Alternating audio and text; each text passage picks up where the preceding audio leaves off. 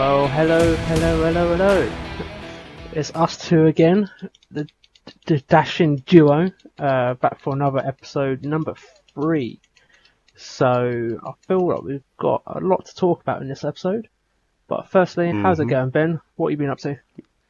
I'm not too bad, thank you. It feels strange being on the second half of that intro for once. It's quite nice. I have been actually relatively busy, but I've done my target, so I'm gonna kick it off straight there. I didn't think I was going to. So yeah, I got 3 Outriders finished. As Ravenwing, I managed to get them finished yesterday, literally the day before we're recording. So smash that out, right? I played another game, so I played 2 games so far this year, which I feel like is definitely ahead of where I was last year. I played Jim, who listens to the podcast, who we chat a lot with Discord and stuff like that. His absolutely stunning orcs. They were so fun to play against. He beat me by 2 points, so I'll take it. I'll take it. What else have I been up to? I started a Redemptor. So I've had a Redemptor sat around for quite a while, and I finally put a little bit of paint on it just so I could say that it's got some paint on it for that game. And then I've started building for the custom chapter. So I built up Monya's Calgar, there's his Victrix Guard, which were a pain in the ass. Oh my god, were they a pain in the ass. So obviously I'm not going to be running them as Ultra... Well, I'll be running them as Ultramarines, but my scheme is not Ultramarines. Those Victrix Honor Guard are just Ultramarine through and through. You couldn't put more Ultramarine symbols on them if you tried. Honestly. How did you get away with the cloaks? Because I know they got the embroidered Ultramarine symbol on the cloaks. So how did you go about that? Only Calgar does. Okay. And I basically just scratched it off. So I need to go back in and put the groove in. So there's like a groove that runs down the cake. I just went in and scratched it off, basically. Yeah. It was actually the Victrix Guard shields. They were by far the worst. So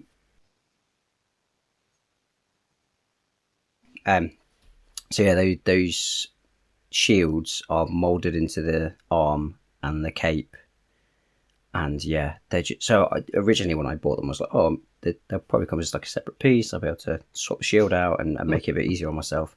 No, I had to carve off the entire front. I'm gonna have to go back and green stuff back over it just to make it work. The rest of it, to be fair, wasn't too bad. They've all got like the little Ultima Sigma the little symbols that go along the bottom of like their tabardy things. Just cut those straight off. Just cut them at like an angle so it sort of sits naturally. Then the rest it's just scraping off, so it wasn't too bad. Calgar was easier, much easier than the Victrix. But I've got those built now. Like I said, I need to do a little bit of green stuff on them, but they're not far off. And then today, as we're recording, I built the Apothecary and Lieutenant from the Leviathan box set. So I've had those sat around for God knows how long. So yeah, I love that model, but his rules for that Lieutenant is awful. Do you know what? He actually pairs well into Dark Angels. I'm not going to be painting his Dark Angels because he pairs well into the Lion. Because he's got Lone Operative, and you can put him next to the Lion, and does he give the Lion Lone Operative? Because he's like a Dark Angels infantry, the Lion gets Lone Operative from him, and so effectively you got 2 that are Lone Operative off each other. You hear it first, Ben. You hear it first of all. Ben's breaking the rules already. I am breaking the rules, yeah, it's fine. I may have not built him yet, so that tells you how many rules I've been breaking. He won't be painted up as a Dark Angel. He's going to be... It's the perfect model. Obviously, my custom chapter, for those who don't follow my sort of Instagram posts and stuff like that, my custom chapter is an Ultramarine successor, and they are based off the veterans from the Tyrannic War, so the Tyrannic veterans from the first Tyrannic War. So they're obviously like a sort of a special group of Ultramarines who specialise in Tyranid killing, Tyranid hunting, yada yada yada. And the idea is that they are similar to like the Black Templars, so they're a crusading army. Sorry. So yeah, the idea is the fact that they're a ship-based crusading army, and they, rather than crusading against like chaos and stuff like that, it's against Tyranids. So they hunt down Genestealer groups and Tyranid groups, so they're like constantly looking for like Shadow in the Warp and stuff like that. And so actually, almost all of that Leviathan stuff works really well. The lieutenant's obviously like got the Tyranid stuff on him. Mhm. And which other model? Oh, and Calgar actually is another perfect one. Calgar's got a dead Tyranid on his base. Oh, really? I don't know that. So, yeah, and the apothecaries like stood on bits of Tyranid as well. So actually, those models work. I didn't have to do any kit bashing of the bases whatsoever. The bases are kind of perfect for what I want them to be already. So yeah, it worked well. Oh, nice. You said you did a Redemptor. Is that going to be for your custom chapter or your Dark Angels? Dark Angels. Yeah, so it's Deathwing. All Dreadnoughts get Deathwing for Dark Angels. So I've already got my Ballistas. So that was obviously the sort of first thing that I painted for competition for my Dark Angels. Ran a Redemptor against Jim. I love the Redemptor model. I think it's fantastic. It's got a big, massive plasma. It just shouts Dark Angels to me. Mm-hmm. So yeah, I'm painting up in bone. Nice. I look forward to seeing that. But no, so on my end, we don't really want to talk about that much, because I got a bit sidetracked with my secret project, which is really annoying because I can't take photos, and I gave it to the public to see if they want to see it or whatever, and it's really hard not to get taken photos of them. But I managed to do 22 in a unit, but unfortunately the guard bit slacked a lot. It's got 5 Death Riders staring right at front of me, just needing their lances and other bits. But yeah, it was a pretty much epic fail this week. But it is what it is. But I've been doing a lot of reading recently as well, getting some guard inspiration to get me going. I started reading the Lord Solar book that came out, which has Rough Riders in it and stuff like that. So, which is quite cool, and I can't put it down at the moment. So, nice. I've got that one book on the go, and also while I'm at work, I'm listening to Ashes of Cadia as well while I'm working. So, getting my hobby Imperial Guard juices going, as I've recently just put on Instagram about an hour ago, or today, dust off my old guard stuff, which looks quite impressive, where you've got 30 Rough Riders there sitting there staring at you ready to go. And I'm itching to get a game going now. So I may have to see if I can find some Ratlings on eBay, because you can't get the old school Ratlings anymore on GW anymore. So if anyone's got Ratlings out there that don't want, hit me up. So I'll love you long time. But no, so I've got those. But I need to message the tournament people before committing to something. Then if I can't bring the guard book, if it gets released, say, April, but the tournament's at end of April, it's not in that 4-week window period. Oh, they've got a 4-week window, okay. I'm assuming that's what usually happens anyway. It's got to have like a month before public release. It's alright having the guard book now, but if I've got it and someone else is playing Index, it's like completely the opposite end. So I'll be emailing them this week just to clarify. Then if they say you can't use it, you got to use Index, I mean, that's fine. I'll just put my guard on hold and I can just focus on my secret project, which is illegal. So, and I can just crack on with that. But no, apart from that, nothing much, to be honest. I want to know what the secret... I voted for you not to say what the secret project is when you did that vote, and I'm regretting it, because I really want to know what your secret project is. You know how hard it is to take a photo of something like... I can understand why GW find it so hard to like zoom in on a part that doesn't give too much away. It's tough. But I've also got my Slaanesh on the go, which I may go into Emperor's Children. I don't know. Okay. Because are you doing Slaanesh Demons? I'm doing Slaanesh, the whatever they called in AOS. So the Hedonites of Slaanesh? Yeah. So they can still have demons and stuff in there and stuff like that.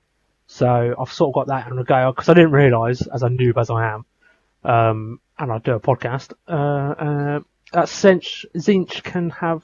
I looked at their model range. It's almost you can use everything on both sides quite easily, because you've got the acolytes, the basic guys. The only thing that's different is got the 1,000 submarines instead of the other stuff in the Zinc side. So I was like, so alright. Yeah, because So you can use hence why, the bird boys, can't you, in AOS? yeah, you can use the bird boys in AOS. The acolyte demon things. That's what I think you're talking about. The bird boys. Yeah, sorry, yeah, that's what they're called. And what is it? And the demon thing on the flying disc thing.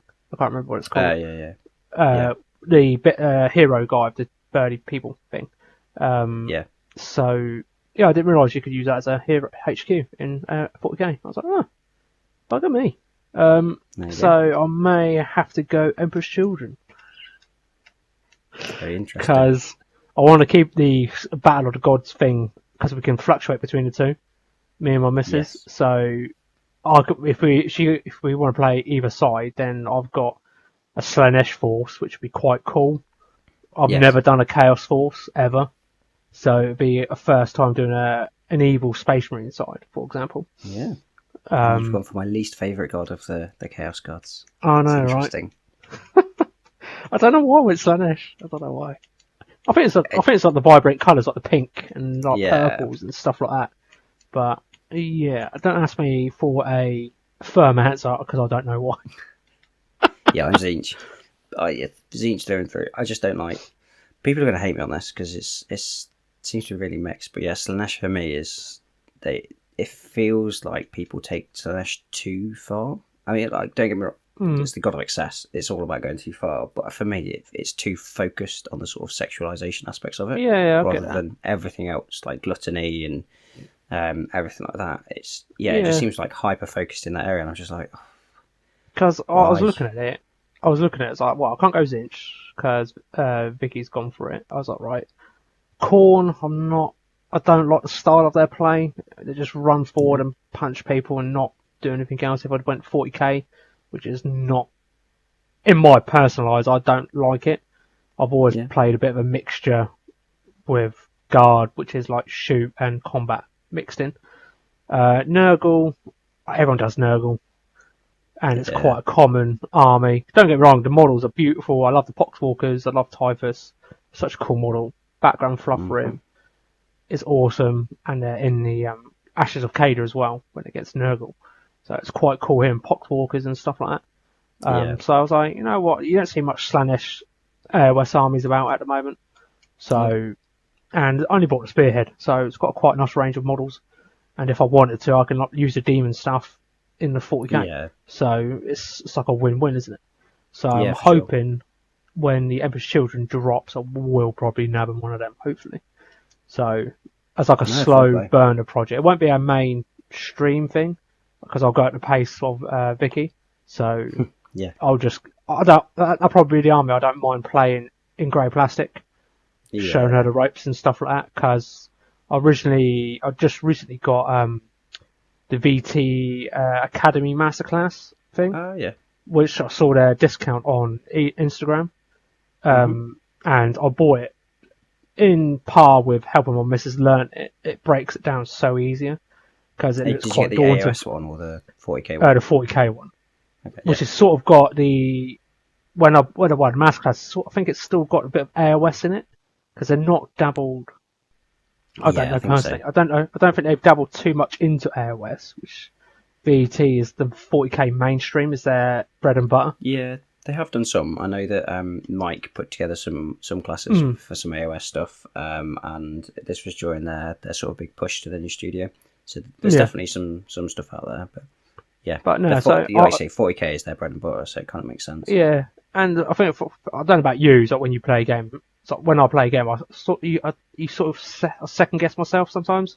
So is that right, or is that? I just want to be a bit more confident, not be a rules dick, pardon my French, but in tournament play. But I just want to be confident I can call people out if they're doing it wrong. Yeah. It's like, no, it's not worded like that, if that makes sense. And that's what I think that's what BT is all about. And it promotes sportsmanship as of most 100%. Of all. So so I've done a lot of spending, but not a lot of hobby, by the sounds of it. So yeah, that's me. Feels like spending is part of the hobby. So yeah, I mean it's fair enough. Yeah. Like everyone has those couple of weeks, and actually it kind of leads us into the later stuff a little bit quite well. But before we go into the topic, What have you got coming up? What's over the next 2 weeks? What have I got? What's my big target for you? Well, I'd like to get at least 1 unit Rough Rider, not Rough Riders, I keep calling Rough Riders now, Jesus. You've already got 30 of those, you don't need I know, more. right? I want more. At least get 10 Rough Riders, for God's sake, Death Riders. I will get it right. Death Riders, built, primed, dry brush. That is like what I would like to get. Okay. As a minimum. And in the meantime, I'll try to clearly grade the tape in potentially if I could use them or not. Then, if not, then the next week I'll probably change my tack and decide what I can focus on more. Okay. So, I mean, that seems like a reasonable target. And yeah, if you have to change that, then you change that. That is how it is. How about yourself?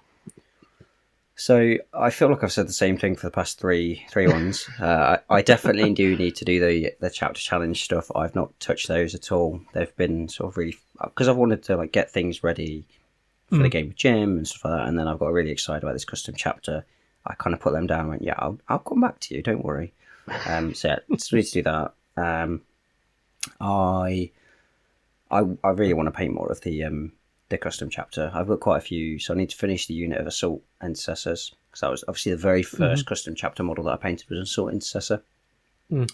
So I need to finish that unit 5, and I've got quite a few other ones primed, and then obviously talked about all the sort of stuff that I've got built, but then I've also got a load of stuff that I've had built for a long time. So I've got 9 aggressors, a couple of lieutenants, a few others in the cupboard ready to prime and stuff like that. And the other big thing that I really want to do, because it is burning in my soul, is to build so I bought a Redemptor Executioner, and I want to build that and get that up in the custom chapter colours. So I'm going to mostly build it, leave treads off and stuff like that, and leave it in big bits so I can paint it properly. But yeah, that's probably the big stuff that I've got to do. Not for anything. Those are just sort of 3 main things that I've got on my... and the Redemptor. 4 things I've kind of got on the horizon at the moment. Nice. Not sure. Have you got like a rough idea how your colour scheme will get done on your tank? Because that's quite a crucial thing, because it's not got the same placements as infantry guys have. Yeah, so I think I'm going to do it as like... So obviously with infantry, it's head to toe, orange to blue, and then the shoulders, the pauldrons, they're orange to blue, and then the arms themselves, so like the hands are orange. So the tank's obviously quite different, but the executioner comes in kind of 2 parts. So it's got like the main body, and then it's got the turret. And so what I'm going to do is do the main body orange to blue, and then the turret orange to blue. So you kind of have 2 main sections of it. Oh, okay, that makes sense. I'm not sure if I want to pick out like other odd details through the model. I think once I've built it and I can start to look at it, I'll be able to sort of do a little bit more. But yeah, that's the main 2, turret and main body. Split it that way. Okay. So is this going to be a slap chop tank, or is it going to be a bit of a mixture? It's a weird slap chop method anyway, because it's not like I'm using like a contrast over it. I'm kind of painting it using a dry brush. So it's quite an inefficient way of painting, but at the same time, because I'm dry brushing, I'm not really getting paint streaks. Yeah. Lots of small circles, yada yada yada. And so with all those Marines, all that I then do is do a wash over it. And to be honest, it's a bit of a painful process at times, because I have to do the wherever I do blue to orange, I have to do at the same time. So I have 2 dry brushes, 1 orange, 1 blue, and literally just go blue down to white, orange up to white, blue, and then like a little bit of the lighter blue over, then a little bit of the lighter orange over. And it's the exact same with the wash. So I go in with a blue wash and then a sort of orangey wash, go down with the blue wash, come back up with the orange, do a little bit more of the blue, do a little bit more of the orange. So it's like a layered dry brushing and then a layered wash. But it's not a contrast, so I find that the contrast washed out the colour transition too much. So while it is slap chop, it's a bit of a probably a bit of a weird slap chop, if that makes sense. So that's why I'm going to try and do it. Obviously, the big worry on any tank is getting those paintbrush streaks, and I'm hoping by using that dry brush method, it will kind of get away from it. Yeah. My backup option, I think, is to try and sponge the transition on and do it that way. I don't want to do a paintbrush. I don't have the right colours or the skill to do it with an airbrush, and so it feels like dry brushing or sponging may be the right way forward for it. Not sure yet. It's funny because I still paint my Imperial Guard tanks the old way, like because I use Chaos Black spray, then I put blue tack on it to do the camo pattern. Mm-hmm. Then I spray Mechanic and Grey all over. Yeah. Then I follow a guy who's a GW manager, Rod Davis. He's got a nice how to do a dry brush like over. So like, I do like Dawn's a bit of some grey dry brush. I can't remember the colour scheme. It's been time since I painted Imperial Guard tank. And I'll just do that. Then all the other weapons I'll do slap chop and on the treads because I'll paint them all separately. You're braver than me doing it that way. But we'll see if it works. I'm not sure. The only thing I need to do is I keep saying to myself, add a bit more like dirt treads and stuff like that, like dirt around the treads and stuff to make it finish it off. I think because it just looks too crisp at the moment. Yeah. I've done like rust effects, like watered down brown, and done it in the recesses and stuff like that. So it's got weather on there. I just need to go around the tracks, but I need to find someone that I like the look of on YouTube that they've done it on their tanks, so I can visualize it rather than just do it myself. If that makes sense, like just wing it. I don't know if will Spencer be the right one for you. See, Spencer's got Spencer Paints has got quite a grim style. I'm not sure if he's done a tank or not. If he has, it's maybe a little while ago. Yeah, I'll probably message him and see if he's got it. Then... Spencer and I will be able to message stuff like that. He's definitely really good at that sort of stuff. I know that he uses a lot of pigment. Yeah. Like the powder to do it. So I don't know whether or not that's the right thing. The other one that I saw is Jake JMG Miniatures. Super nice guy. He's just painted. I'm looking up as we speak. He's just painted a tank, a Space Marine tank, an Imperial Fist one. It's an absolute beast. But he's done like loads and loads of weathering on it. So yeah, Jake's probably another good one for weathering. Jake's been really good at that. He's done like a really, really cool Lancer as well. So yeah, Jake's really good for weathering and stuff like that. I don't know whether or not to do any on mine. I could do. I just don't tend to do that much weathering on any of my Marines at all. So I don't know if it will just clash then if I do it. Yeah, I will ping him a message to see what happens. Yeah, Spencer's a great one for it. Because it'd just be that, like, je ne sais quoi, as they say. Yeah. It'll just finish off a tank. Then, because that's what I'll be adding in my next 1K, because I need to sit down in my guard stuff and just work out my next 1K, because I've been speaking to a guy, Lord Joe, Commander, and stuff like that, and we've been chatting about guard stuff and stuff like that, and I can see where he's coming from about it, because you can have a Rogue All Dawn tank commander now in your guard book, which I was a bit and ahhing because in my head, on rules paper, I just don't feel like they're worth the points, if that makes sense. Yeah. Because where I've got two officers, like Lord Solar, I can issue orders to tank squadrons anyway, because it's part of his. It's been FAQ that he can do it. And I've got the Lord Marshal who could do 3 orders himself. So I've got 2 guys doing 6 orders a turn and stuff like that. But it's quite, I can see why, because it's quite a nice focal point and it's easily distinguished then when you have a tank commander goes, he's just a Rogue Dawn, and it's quite a big tank. So it's not like keeping track of a Lehman Russ variant. It goes, who's your tank commander? This guy's head's popping out,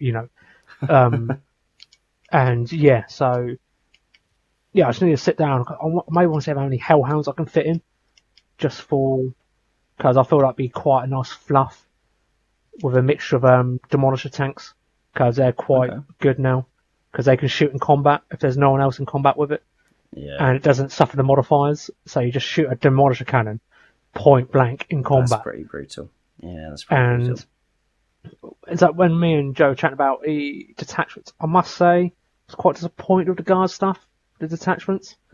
Okay.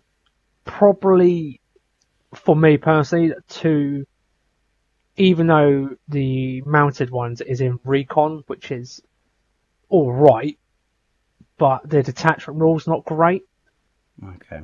because if you get +1, I think you get camouflage or something, but it's only infantry.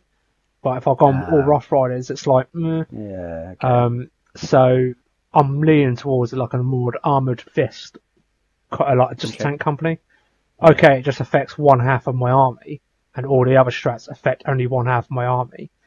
But it gives that more flexibility, because the tanks can advance auto 6, just Oh. advance, keep Okay. so they can go quite fast. And there's some strats in there I can like advance and shoot as well with certain tanks. Mm-hmm. So I can advance 6, get in range with like multi melters on a demolisher tank, for example. And I can still shoot and stuff like that, or I can fall back and still shoot while as a tank spending CP. So I feel it'll be more flexible, and it'll keep with the mobile theme with the guard stuff, because you got like 60 horses charging at you, or you got tanks behind. So you got to pick. Yeah. Yeah. Yeah, it's pretty But brutal. yeah, sorry about that little tangent. Just like segue No, out, it's all good. then segue No, back it's in all again. good. So yeah, I don't know. I could push to say that the tank is sort of my main focus, but that's maybe that should be, because that way I've got it then ready to prime. I don't know, but it's also that the Redemptor Executioner is an insane amount of bits. So many bits. It's Maybe crazy. you could focus on you get your dreadnought done. It's quite a nice, like, you break off from doing that, then while in the meantime get your executioner built ready for priming, then you can get it primed. Then I feel like that execution will probably take you a good couple of weeks trying to get the technique right, Sure. Yeah, because you don't want to rush it and do it in like 2 weeks or less, and you're like, oh, it's rubbish, because you can spot the differences. So yeah, I feel like it's gonna take you a good couple of weeks, more than 2 episodes, I reckon. Oh yeah, I just think to so. get the consistency correct. Yeah. I mean, to be fair to it, I'm quite excited about how that one will turn out, because when I got it, I was quite worried, because obviously tanks, big flat panels, but actually when you look at the executioner, it's broken up quite a lot. GW done quite a good job in breaking up into like little bits. It's got like little stick out army panels, and so it's got a lot of corners, hasn't it? Right. Yeah, it's not like the flying brick like the Space Force. Yes, but it's got more corners. So. Yeah, it's got a lot more corners. It breaks it up. It feels like they've looked at it and gone, people will hate us if they just have one big flat thing, because nobody's going to be able to paint it. And so they've kind of gone, cool, let's just add this feature in. Let's just raise this bit here. Let's just put this, I don't know, random little bit of crap on it and stuff. Because like that down at the back of it, it's just got like melters sat on the side of it and like a bit of rope and stuff like that, just to like break it up a little bit. So it feels like they have thought about it. I feel like they've looked at the Impulsor, which was quite very successful as a transport tank. Yeah. And they looked at the Land Raider, classic iconic tank from the Space Marine Army, and they sort of like merged the two together, because you could sort of see the resemblance of the top of chassis that it has, sort of similar to a Land Raider, and they just tweaked it, added engines on the side and stuff like that, and from like the Impulsor and stuff like that. So it sort of works out quite nicely. It's the Repulsor, isn't it? It's the bigger transport, isn't it? Not the Executioner. Yeah, so the Executioner trades off aspects of that. So the Executioner can still transport 7 Marines or Gravis counts. Every Gravis and Terminator counts as 2. So you can still take Yeah. like a unit of like a Stern Guard with I don't know, five Stern Guard or 5 Intercessors or whatever you want. You can kind of do that, or you can take like 3 Aggressors or your whatever Eradicators. So you can drop 3 Eradicators in there. So and you can transport that around. So it is still good for transport, but yeah, it's not quite the same size. Yeah. Sounds like you've got your mission then set. Yeah. So the Redemptor and I'll start building up the start building up the Executioner also. nice. Okay. Sounds good. We've got our targets. So let's get on to the big topic. So anyone that follows on Instagram kind of knows that this is coming. So and if you listen to the last episode, to be fair, you know this is coming as well. So this week or this episode, we're going to be talking about hobby burnout.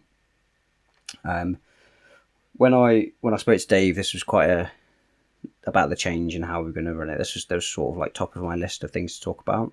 Dave rightfully sort of said, well, let's hold off it until the sort of second episode of doing it. That way we can get more feedback from the community, which is great. I think it's a really great idea from Dave. The fact that it's kind of we all suffer from hobby burnout at one time or another. So getting your views on it was really important. So Dave, obviously we all get hobby burnout. When do you think you get it? What is like your main trigger for getting like a hobby burnout, do you think? I think for me personally, it will be so between a combination between real life stuff, like it takes more priority than Tall Soldiers, unfortunately. And if I've just done a tournament and before that tournament, I played it, I just smashed out so much hobby, as you probably can tell with my Rough Riders and AOS and stuff like that. I can smash out an army in 3 months and get it done between 1,000 to 2,000 points. And I literally felt that was the burnout period for when December hit for me personally, as you probably know, where I just didn't do nothing. Yeah. It's like, I've got a 2,000 point in my cabinet now, and I'm like, I'm done. I was like, I want a break, breather, and stuff like that. But how about yourself? It's like, when have you dealt with hobby burnout and stuff like that? So it's typically, obviously, being a dad of 2 young kids, really, both my kids are under 5. It tends to be real life that gets me. I tend to be so knackered. I got it really, really bad. So I took 5 or 6 weeks off when the little one was born. A combination of like parental leave, actual leave, and shared parental stuff like that. But yeah, I sort of had that time off. I got actually a fair amount of painting done in that time because it was kind of my way to sort of relax from real life. But I was able to just focus on family. When I got back to work, that combination of having a new baby, up to 2 kids from one, and work just absolutely took me out. I sat down in an evening, and literally I just couldn't get the paints out. I'd look in my hobby cupboard and stuff like that, but I just don't want to. I would rather sit here, stare into space, doom scroll, go on YouTube, shorts, whatever. I just had no motivation for it whatsoever. So it tends to be that for me. I find it fairly rare that the hobby itself gives me burnout. I agree with that. I think that might be because, like you sort of said, you get it quite a lot from really sort of like bashing out stuff to get like a tournament done or stuff like that. I think because I'd never put that pressure, or I don't have that pressure because I don't really do tournaments. I am so skitty when it comes to what I paint. You heard about how many projects I've got at the moment. I've got like all those things I've got a load of stuff primed already that I need to paint. I've got my chapter challenge. I've got more stuff to prime. I'm building more stuff. I've got my Redemptor to paint. I've got a Dark Angels Captain to paint. I've got a Judicar to finish. Like I have so many projects on at any one time, and that's because I like to bounce. I'm really bad for it, but I think that actually protects me quite a lot from hobby burnout. Yeah, which does help a lot because I found out now where I've got like the guard stuff, I've got my Slanesh stuff, I've got my secret projects, which is a different race, which I've never done before. Plus, I've got my old world, which stalled badly. I don't know why, but other things just took priority over it. But it's, as you said, it's quite nice because where I've got a secret project and my guard stuff, it's quite nice to flitter between the two. Yeah. Because they're not the same particularly. But so if I say I want to do like 10 horses, I can do a secret project character, then that'll break up my mindset rather than that. Like you said, it's nice to have multiple projects on the go. I thought I would never say it because I feel like that'd be leading to more of a potential burnout because you're like, oh my god, I'm overwhelmed. I've got so much crap. But if you got the just steamroll, you don't have to plough through and get it done like I do when I do tournaments. So when I don't have no tournaments, I just chug along. I dip here, dip there. Maybe like a week or so that I don't paint anything. I just build stuff. Or it's another good thing I feel like sort of when if you stay in the hobby but you're on a burnout period is just listen to a book. Yes. You know, you don't have to. The hobby is not just painting. You know, and people say, oh, you just lose everything, you lose your mojo and stuff like that. But there's always ways you can. The mojo will never go. It will come back eventually. It's just a matter of time. Maybe it's longer for some people, where they travel a lot, or they just don't find a love for it, or if it's the community around you as well, which is quite a big thing. It's like you've got your gaming club where you are. I've go to Winchester Hammerers, like try to go at least once or twice a month with my real life stuff revolving around it. Yeah. You know, it's sort of like you got to give and take. It's like with the burnout, because you can sort of go have the burnout stage, but you just need to just put a little bit of effort into it. It just doesn't come naturally, if that makes sense. And I think people put too much pressure on themselves when they do a hobby. They feel like they want to get it done there and then, which hence why sparks the burnout, which is not surprising. We've all been there and stuff like that. And it's like with your real life, with the kids and stuff. Oh, I had that in the past with my daughter and stuff like that. It does drain you. And who invented technology on phones when you come in at night time? It's like, and I've had a lot of people tell me that when they have hobby burnout, just scroll through TikTok or stuff like that, which is an easy getaway. You just 100%. And I feel like what the burnout is also hand in hand with. So like, luckily for me and you've got your hobby area there where you can put it in a cupboard. I've got my desk, and if people don't have that space there and set, it sort of like doesn't break them out of that burnout. They're like, oh, I've got to get all my paints out. It's like that demoralising effect, which is supposed to have a positive effect that you're getting a hobby done. I had the same thing before I set up the sort of gaming cupboard, the hobby cupboard that I've got. It was all very much away. It was sort of hidden away. It was a real pain to get out. I had a tray, just like a food tray or whatever, and that had like my current project on. But then I was kind of like, well, I don't want to do that project. I think that's probably why now I've got so many projects on the go, because I've kind of got the available space. It's one of those things. There is always the chance of going, oh, there's too much to do. Like you kind of get too spread, and so you could burn out that way. I just tend to put stuff away. Like I've obviously got, like everybody, I've got like the really useful boxes. I've probably got a box. Yeah, in fact, you know what? I definitely have a box in there that's just full of half-started projects. And I'm just like, I'm not feeling it at the moment. I'll just put it away. And that's nothing wrong to be ashamed of, because a lot of people. It's like the guy who does the TikTok videos where he just plays with grey models. Yeah. He doesn't care. So at the end of the day, it's your hobby. So if you don't do the tournament scenes like I do, then you have no need, or not, I won't say no need, but if paint an army, if that's a burden for you, just play with grey plastic soldiers. Yeah. It's not going to affect you personally. It may annoy people on the outside, but that's their problem at the end of the day. Yeah, it's like, you'll find you're people having fun. that are more than happy to play with grey. I've said it all along. Like, don't get me wrong, it's nice to have two fully painted armies on a table. Oh yeah, But odds are, I don't play tournaments. Odds are, I'm there to have a social time with that person yeah, rather than to play the game. And so, if they're playing with great models or not, I don't care. Like, I'm here to chat with you. If you've got great plastic on yeah, board, absolutely. fine. You know, and so people, so then you get like it works way up like this scale. Then you got people like show the progress. Their army is getting done slowly, but I feel like where if you're part of a community in a gaming club circle, it's quite nice to hear that comment like, "Oh, I see you making progress," like da da da da, and that's all you need to hear sometimes to like Yeah. get you out of that burnout. And you're like, oh, someone's actually noticed, you know, even if it's just like one colour.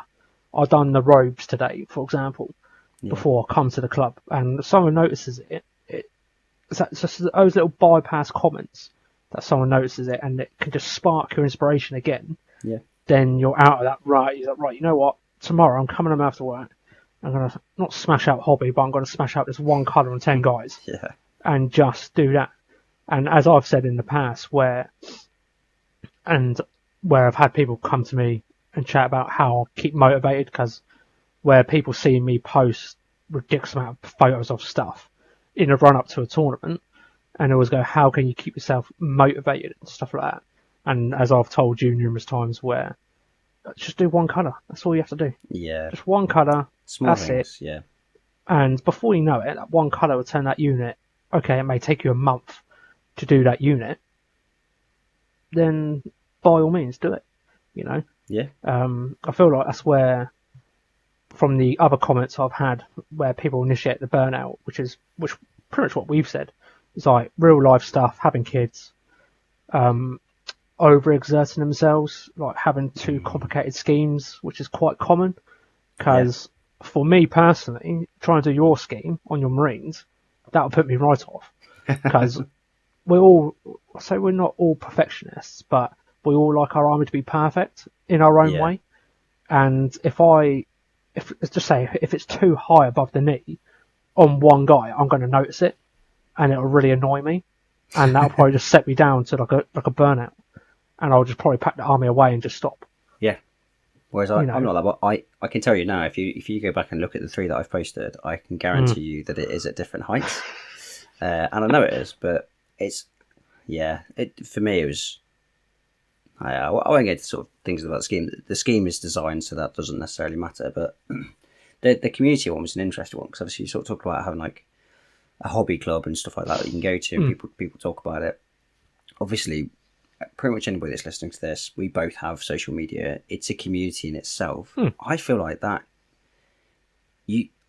Let's be honest, we all post to get some sort of positive affirmation about what we're doing. Let's 100%. just be honest about it, everybody. That's what we're posting on Instagram for.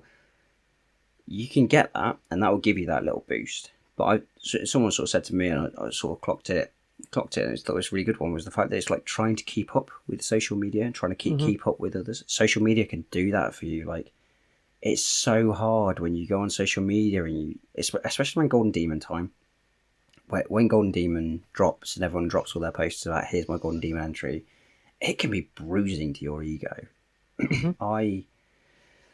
I found I always lose a lot of motivation around Golden Demon time. Because I'm always like, I'll try and push myself, do things a little bit better and sort of improve. And then those drop and you're like, great, I'm never going to get to that level. And for me, I get through that by then. I take a little bit of a break. I'm like, fine, if I'm not feeling that, I won't pick up a paintbrush. But then it's like, well, you know what? I'm not going to get to the level, but I'll get to my level, and I'm happy with that. But yeah, that was a really good point. I think it was from Baron Paints. A really good point, the fact that like trying to keep up with people, trying to keep up with social media, because like Instagram is an absolute bugger with its algorithm.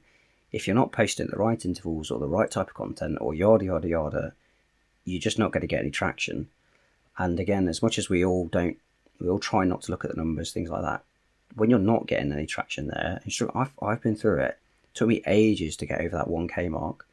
I'm not far above it now, but I got over it. It took me months to get from 900 to get to 1,000. It was brutal. And yeah, that will give you burnout, because you kind of just go, well, what's the point? You shouldn't. I know we shouldn't, but we all do. So Yeah, it's we're just just all it's that yeah. we're all human at the end of the day because we like so not the attention, but being noticed, if that makes sense. Um, and it's like you said, it's like you keep an eye on the numbers, and especially like the likes on your post. So I've went from like having like 5, 10 likes, then it went up to like I don't know over 100 likes, which is insane for me. Mm. Then I'll get certain posts like when you say like the algorithm on Instagram. Then I'll get certain posts that get like 25 likes. It's like for me personally, I don't care Yeah. because I know a lot of people fixate on that and they start picking problems in their painting, which has nothing to do with their painting. Hmm. It's just how the system works on Instagram.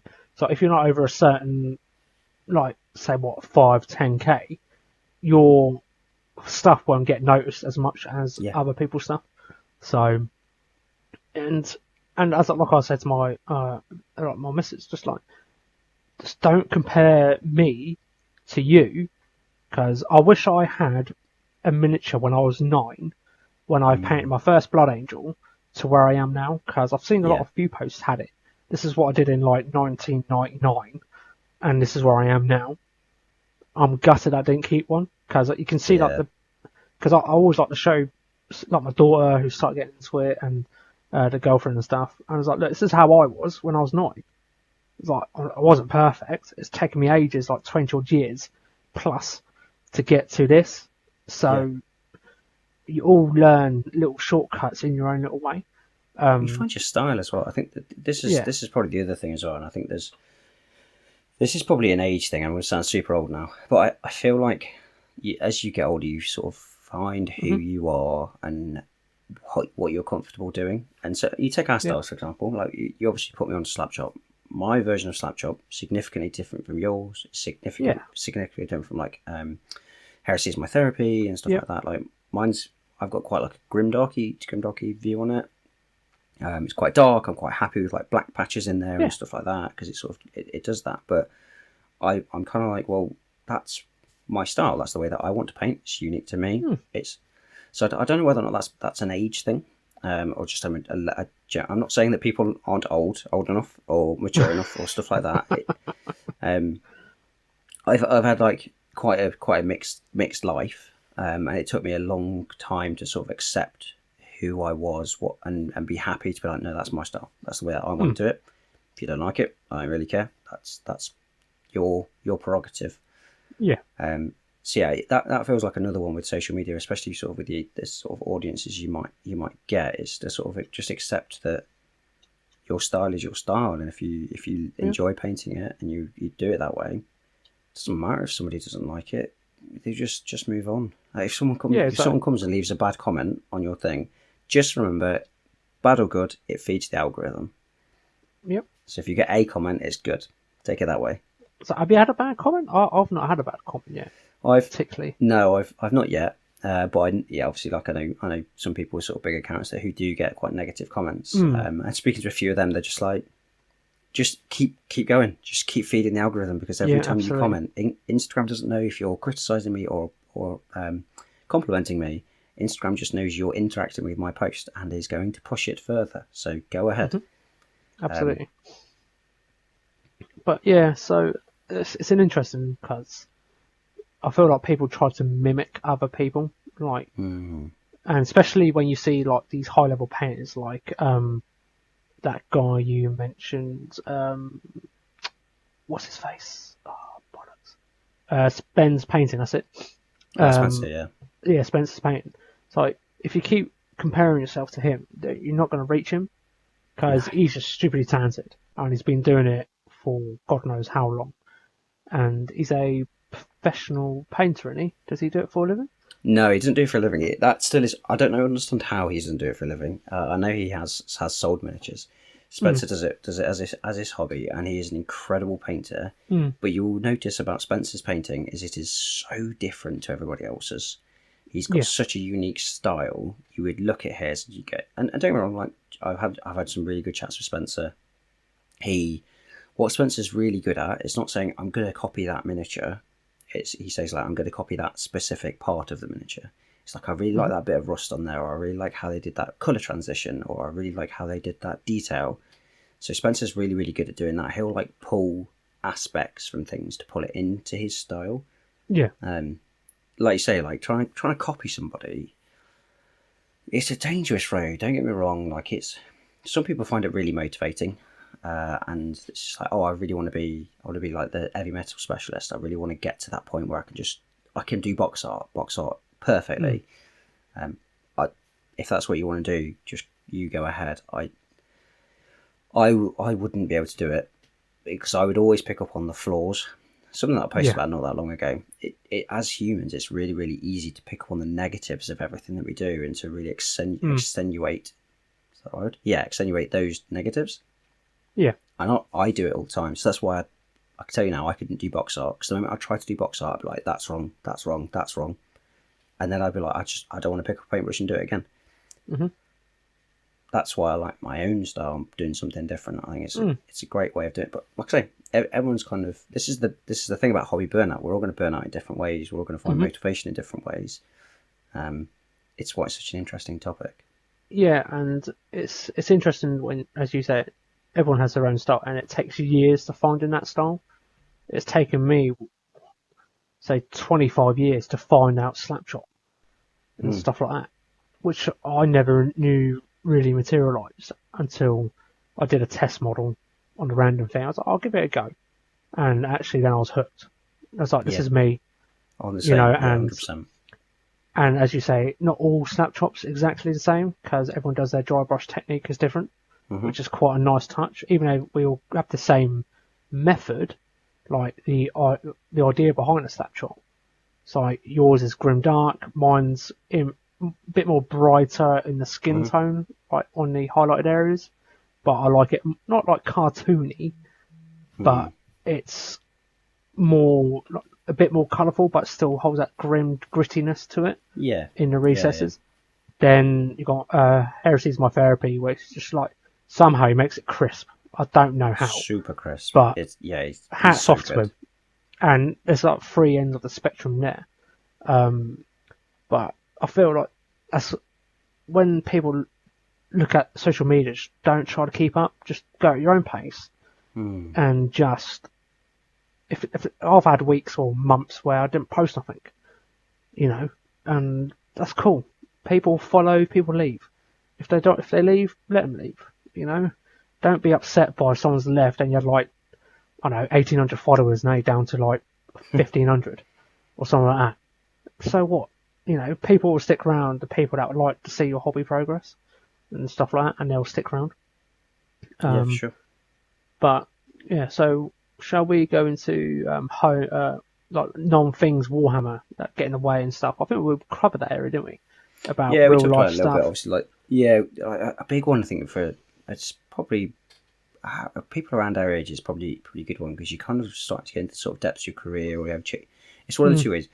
I'm at the point where I've been roughly in the same profession for 12 and a half, 13 years now. I'm kind of at the point where I'm getting a lot more responsibility and things like that.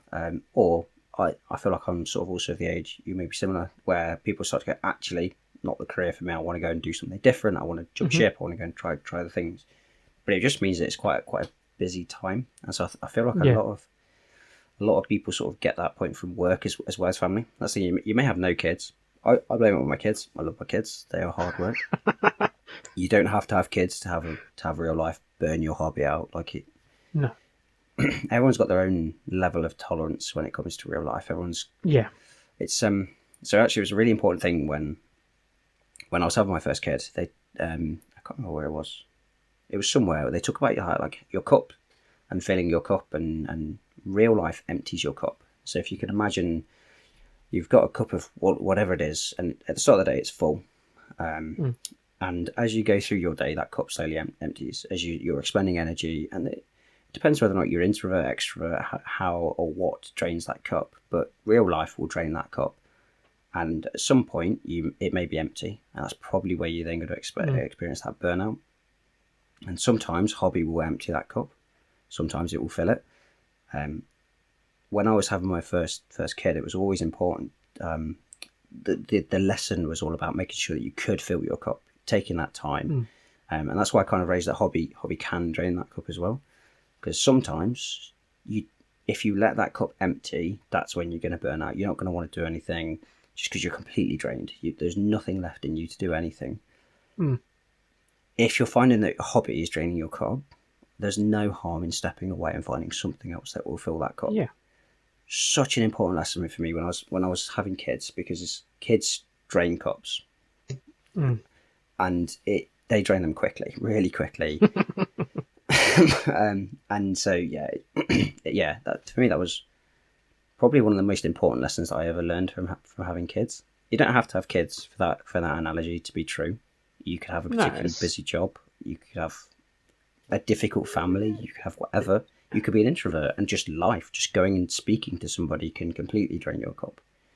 Yeah, absolutely. Really it's real. In other words, real life just sucks. It does, though, doesn't it? Because you don't realise how much it drains. Like the example like you told, like you were just explaining there. It's exactly like that. So if you feel like it's okay to step away, it's like you want to try to see if you can step away before that cup is fully empty. Just say, if you feel like I'm losing interest and stuff like that, then just stop. And they're not going to go anywhere. They're plastic toy soldiers, crying out loud. You know, they're just going to sit on your shelf for about a week or whatever. It'll take as long as it needs to take until you find some inspiration or you feel confident or happy again to go back to it. As I've always said to people, because for me personally, it was like when I'm annoyed or stressed at work, I tend not to do any no painting because I'm not in the right mindset. Yeah. I'm not in the right frame of mind, and I've passed that knowledge on to Vicky and stuff like that. I was like, where she's stressed out with her daughter and stuff like that, and I was like, look, don't, because I'm doing hobby doesn't mean you need to do it. So otherwise you're going to mess something up, and you'll get pissed off, and it's just going to be a ruthless circle. Yeah, you know, and it's okay to step back. Then, as you say, once it refills, you may come back to it sooner before you know it, but it may take longer. It's okay. It's all right to take as long as you need to get your head in the right mindset of getting hobby done, you know? Yeah. So, and I feel like people feel pressured to rush back to it, and all of a sudden, if you rush back to it too soon, you burn out quicker, because you're like 100%. You're like smashing it out, and you're like a sinking ship. You've got a leak somewhere, and it's just pouring out, and you like crash out, and you don't do nothing for like I don't know, 3 months maybe, whatever, for how long. But just as you said, just if the cup's empty, just back up, pump the brake, stop, you know, and get your head in the right mindset. Because at the end of the day, we all got issues. Everyone's not perfect, you know. Life's stressful. It's not easy. Otherwise, everyone would be enjoying it, wouldn't they? Unfortunately.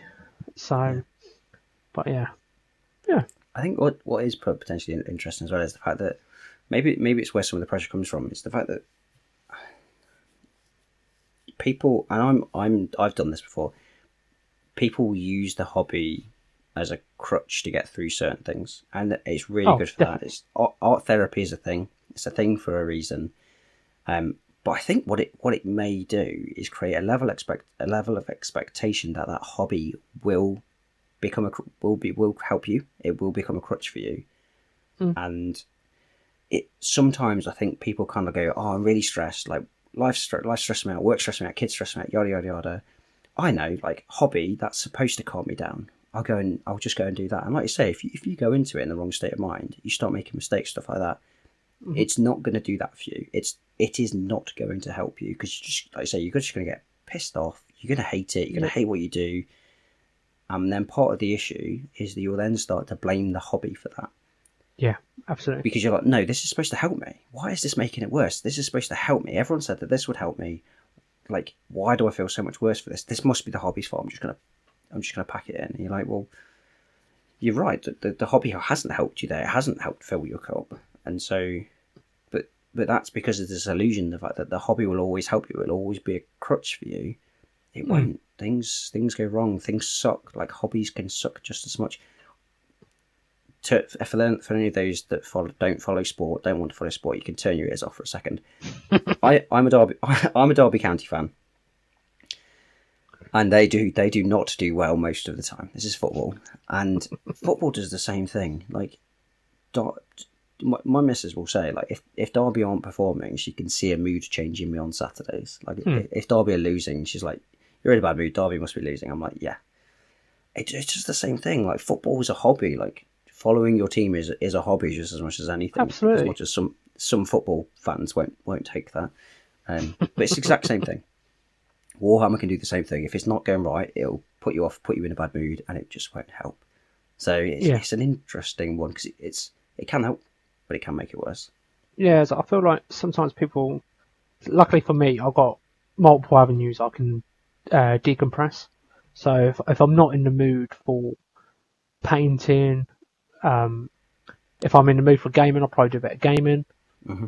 Just to chill out. Or at the moment, for me personally, it's just reading a book. Just read a book. You zone out so quickly with a book. Yeah. Especially if it's a book that you really like, and you feel your compass has been reset, which is quite nice. And I don't know what other people have in their lives and stuff like that. It's like if you're unfortunate to have only have one hobby that you're into, that you can't, there's no other avenue to decompress, then it will be more of a struggle for you to get out of that, if that makes sense. Like you said, you're passionate on it's football. I've got 2 left feet, so I will be rubbish at football and I don't follow it. But yeah, and that's your other passionate things. Like if you're on a Saturday, you're not in the mood and you've got football on, you probably watch football, you feel a bit more, it releases like, I don't know, some chemical in your body to make you happy again. Endorphins, yes it That's does. it. And yeah, regardless if they're losing or not, it's 90 minutes of escapism and that's it. But you need to make time for other stuff, if that makes sense, to get that recharge going. It's like if you keep chugging through it, it's just gonna be torturous for you, and you're gonna, as you said, you're gonna regret the hobby, start swearing at or abusing it, go, "Oh, I'm done with this crap. Oh, I've got to put it all on eBay," or do like the old world, you petrol like your old army and YouTube it and just set it alight. Get views at least, right? Yeah. Oh, I remember that day. That was a dark day. But the other thing to on top of that is, don't be afraid to not do anything. It's something that as humanity we seem to be really against, is the fact that sitting and doing nothing, you are doing something. It's okay. You are doing something. You're relaxing. It's a thing. It's got a word and everything. You're allowed to do nothing. Yeah, absolutely. And people don't like keeping still. They want to keep doing stuff. And I'm bad for it as it is. Because I liked, especially in the mornings, it's like I don't lay in. As you probably know, you've got kids. You never lay in when you have kids. Exactly. It's like, what's a lay-in nowadays? And my body clock's being constantly used to getting up early, because if I have a lay-in, I'm more grumpier than if I was at 6 o'clock in the morning. I'm like, 100%. I could have done this, I could have done washing, I could have done this, and this, and have the whole day to myself then. But people's circumstances are different to other people, but just don't feel bad. Just, if you have a look, and seeing people's other posts saying, I'm sure I made some people jealous of all my like rough rides I've smashed out in 3 months and stuff like that. Just don't feel bad that other people are posting more than you are, because your circumstances are completely different to my circumstances, and that's okay. But as you said, humanity is a weird creature sometimes, unfortunately, because we always compare each other, and that will never change, unfortunately. But if you can snap out of it, you'll be smashing it before you know it. Yeah. I think one of the moving on just a little bit, I think one of the other really good ones, which came from Matt over at the Brush Lickers Club, the legends that they are, he pointed out that one of the things that starts his burnout is actually stuff from GW. The overexposure and the constant posting from GW of like, here's a new model, here's a new model, here's a new model, here's a new model. It's overwhelming. The amount of stuff there is out there. It's almost like there is too much to do. And I found that really, so I'd never really focused on that, and it may be because it might just be because I haven't had like a big collection of stuff that I really want to do recently, and it may have happened to me in the past. And I didn't notice it. But yeah, it can be really hard to be like, oh, here's this 100 do thing. I bet like most Enterprise Children players are kind of looking at it now and going, where do I even start with that? Like what do I do? And you kind of get that position where you kind of don't start because you're not sure where to start. So it's not like a mental burnout or anything like that. It's just like that indecision in yourself to go, well, I don't know where to start, so I'm not going to. Yeah, I kind of get that. Yeah, it's when you look at the so much release that GW do nowadays, it's ridiculous. I'm sure we've got listeners that like probably older than when I started, when it's 3rd edition when I started, and stuff like that. And when you said, a codex is out in 2 months, and you're getting 4 codexes in a month, potentially, and if I told my younger self that was happening now, it would just laugh in my face. You go, nah, GW don't do that. And I feel like if you're trying to keep up with the release schedule of GW and stuff like that, then you're going to burn out and you're going to get overwhelmed very quickly. And if you can get to a point when you're not at that stage and you have like, we all got about 4 armies, more or less or whatever, just try to focus on them. It's like with the Eldari stuff, lovely models and stuff like that. If I was a younger self, I'd probably buy it, like there and then. But as an older person now, I'm like, do I really need it now? It's like they're nice models, but they're not for me. Yeah. And if you can get in that mindset, then you when you look at the roadmap and stuff like that, you're like, there's nothing out this year for me. Brilliant. I can just chill out. I can dab here, dab there. I can't remember what someone else was saying. I can't remember now. I lost him. Bollocks. we got some like such a good set of comments and posts and DMs and stuff like this. It was obviously with Hobby Burnout. It was going to be quite not a controversial one, but one that it was good to sort of get that engagement and sort of see all the different views and stuff like that. Because I think it really did prove to me that it's just there's a near infinite ways of burning out, and we're all going to burn out in different ways and suffer in different ways. And obviously, one of the questions that I've posed in the post on Instagram was sort of how do you preempt here? How do you stop that hobby burnout happening? And there was basically like, but it's almost everything that you would do to get out of hobby burnout. Basically, it's like changing up the models you're doing, taking a break, yada yada yada.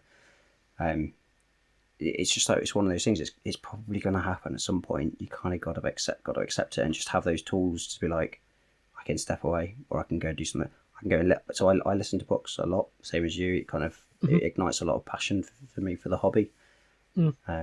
It's almost like having those tools in the bag, and actually it's really helped me because I know that I'm going to go through hobby burnout in the future, and now I've got all of this written down to come back to and go, oh yeah, that person suggested just doing this or doing this. It's nice. I agree, because like you said, try to get out of it. How to get out of it? Like you said, it's like reading books or listening to books or like podcasts for ourselves. If we have any listeners listening, it's just that in people's heads that you need to stop thinking, I need to paint to do hobby, and you can get your other hobby juices going if you read a book or you listen to a certain podcast, like religiously, and that's your way to get your fix again. And the more you keep doing it, the more likely it's going to refill your cup for your hobby. Then the cycle starts again. Okay, we all know it will just be a constant cycle because it will happen again. You probably go out 4 or 5 months without no hobby burnout. You're going at a nice steady pace. Then all of a sudden, like say summer holidays hits, for example. Yes. As all parents know, my hobby, and especially when mainly the heat, because I don't do well in heat. That's another story. And one, so your paint dries up stupidly quick, and I think all hobbyists on our Instagram and who listen to this can agree that it's just like the Sahara Desert. So it's no point, especially when you're doing contrast paints. It's like it's no point, and that's when I tend to game more during the summertime. Yeah. And I don't care if it's grey plastic for like 7-8 weeks, because I'm not painting in this heat. It's not a chance, you know. But yeah, that's a good mixture between that. Or create new lore stuff as well for your like stuff, which was another person from Lord Commander Jones, stuff like that, and just have, as you said, multiple projects on the go. Not too many, I don't think. I think that's like a slippery slope because you can sort of get overwhelmed at the same time with that. So I think that's another thing. Then it's just, and I think like for me personally, it's another important one is hobby hangouts, which is brilliant.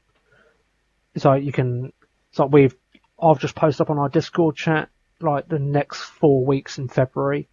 Me and Ben will be there, stuff on Sundays at 8 o'clock and stuff like that. You don't have to do hobby. You can just come on, chit chat. Yeah. You know, if you want to do some washing up, for crying out loud, do some washing up while chatting to us. We don't care. At the end of the day, you know, and we may be the inspiration to get you back into it, and vice versa, you know. Or if you just want to waffle and chat rubbish, as we all mostly do anyway, we're just all blokes, just chat about random stuff. I feel like that's another important thing to organise if you can with friends and stuff like that. I know 99% of the time it won't happen like that because we all got lives, everyone's got different schedules. Then, especially if you've got like a close group of friends that are not part of your Discord chat, and we all like live like abroad and stuff like that, it's a lot harder because of different time zones and stuff like that. It's like just got to make that extra little effort, and you'll be surprised how well the community responds. And as it just refers back to where we started, when it's all about community and stuff, it's like we can all help each other to encourage each other's hobby mojo to not get a burnout. Regardless, if you just that one comment on a post, for example, that could help someone like get on with it more, or likes on this Instagram and stuff like that, especially the low account numbers as well, where I've done it quite a few times where I see people with like 250 followers or something like that. I try to like, honestly, it's like if I don't like the work, I probably won't like it if it's not my style, but that's my opinion. Yeah. But if the majority of the time I do like it, then that boosts their morale, which is brilliant, and it also boosts you a little bit because you help someone out, if that makes sense. But I feel like at the end of the day, it comes down to how to change your mindset to the hobby. If you come with a negative thought or thinking process to it, or vibes, then it's just not going to work. You've got to have that positive mentality of, I'll get this done, but I won't beat myself up about it if I don't get it done, if that makes sense. Yeah. And at the end of the day, it's like, it's okay if you don't get your whole unit done, like, of one colour, it's fine. So it's only so many hours, it's only 24 hours in a day. You can't be there when you take, 8 hours of work, you've only got like 16 hours left. Plus you've got sleep in there, you know, it does dwindle down of how much free time you have. Yeah. You know, but yeah, I'll just That's enough of me rambling on. No, it's good. I mean, it sort of rounds out the topic really nicely, and and like if anybody's sort of got any other thoughts or anything like that, like, obviously feel free to message us, comments, stuff like that. It's been really fun for me to sort of talk more about it and stuff, and have this conversation. It's been good. So It's quite a personal thing as well, isn't it? Because everyone goes through this, and as we all know, blokes don't talk. But so once we start opening up about it and stuff like that, then we're all in the same boat, you know. Yeah. And I've put out there a few times, and I've seen other people. It's like, if you just want to chat about stuff, then chat. That's cool with me. I'll try to chat with you and stuff like that, or give you some ideas and stuff like that. Like, I know Lord Commander Joe always picks my brains for the guard stuff because I'm quite heavily into my guard. You know, and it's just that little, like, your 2 cents here and there go a long way with other people. You may not know it, that you've helped them out, but if you do, you do, you know. Yeah. And 100%. and I like agree with you. It's like, it's a nice topic to talk about, like for episode 3 and stuff like that, because it touches everyone, if that makes sense. And 100%. Yeah. 100%. And everyone's got a say in it. It's like, you can't be on the fence and go, I don't suffer from hobby burnout. Which is I've never heard of it. Yeah. Okay. Whatever. It's, you, it's a load of may not BS. have done, but you will. You will at some point. Or you've got it in a certain way. So yeah, absolutely.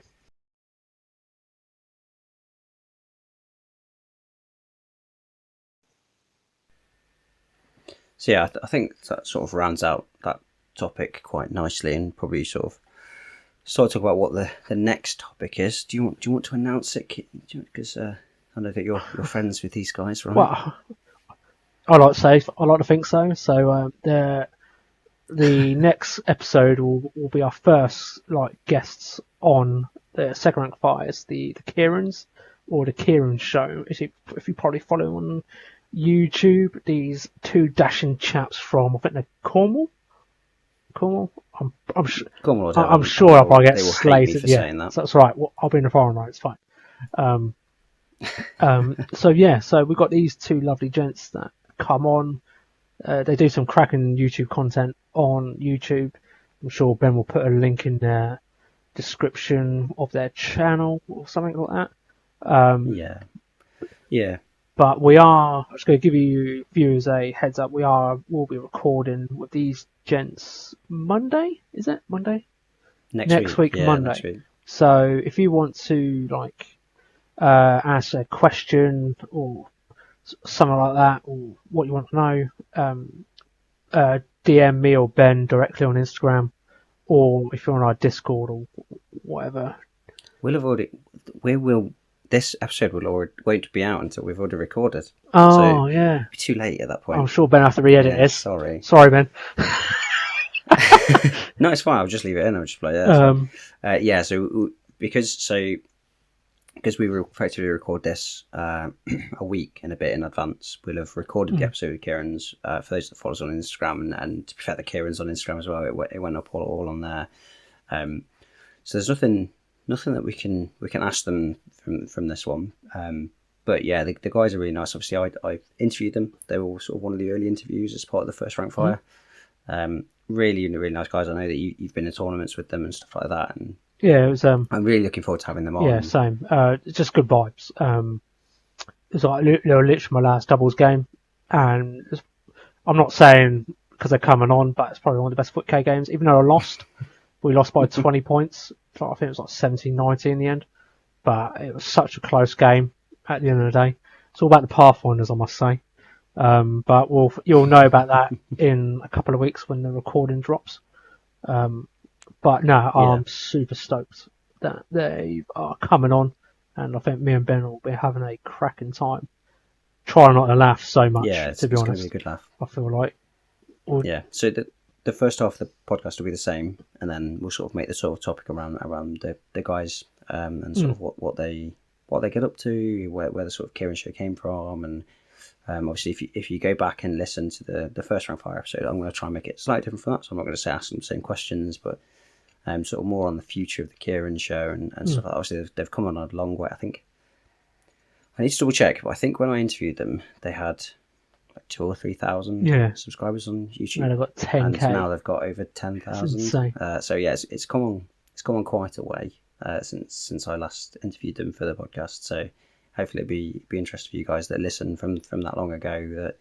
That bit of an update on those guys. So yeah, next time on YouTube there'll be 4 of us, not just the 2 of us. It's gonna be fun. It's gonna be very fun to edit. That's for sure. I know, right? I'm just a pretty face of the group. But yeah, so that's everything. Awesome. Thank you everyone for listening. It's and for watching the video or on Spotify, YouTube, wherever. I really enjoy these. It's really nice to be back. It's really nice to sort of have a constant co-host, and Dave, he makes my life a lot easier. That's for sure. I don't know how, because I don't really do anything, to be honest.